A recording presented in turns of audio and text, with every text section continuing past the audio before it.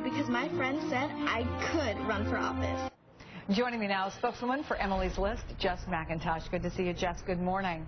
Good morning. Thanks so much for having me. I'm looking at your own poll that says, among other things, 90% would vote for a woman president, 75% say a female president would be a good thing for the country. So what are you going to do to make that happen? Well, I just rushed over here from the launch of Emily's List Madam President campaign to finally elect a woman president.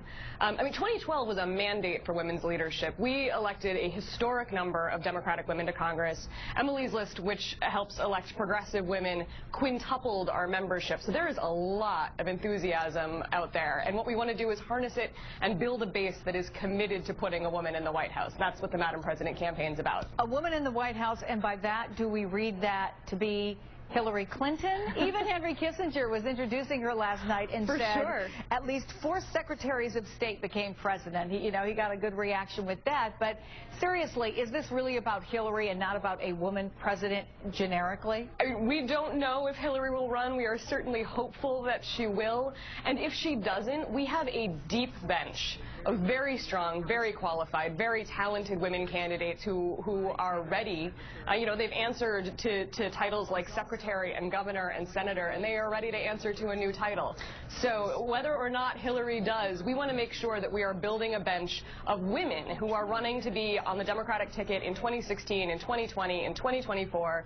You mentioned the Quinnipiac poll earlier. They polled Hillary. She's leading the field, unsurprisingly, but everybody else that got polled was a man. There are women who ought to be considered in that field, and we want to make sure that going forward, they are every bit as big a part of the narrative as the rest of the guys.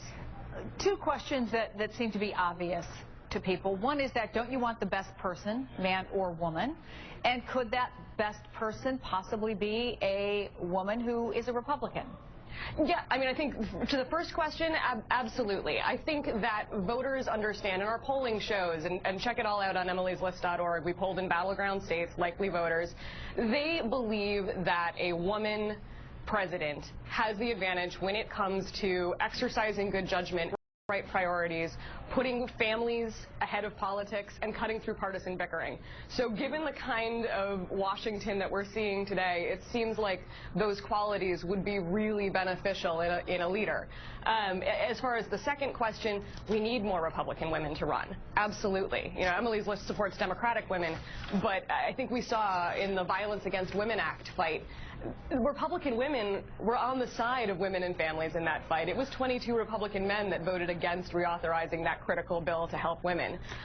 So absolutely, we would like to see Republicans put more women up. We'd like to see them get voted for. Obviously, we believe that Democrats are the best to represent women and families, but for sure, we'd like to see more engagement on the other side.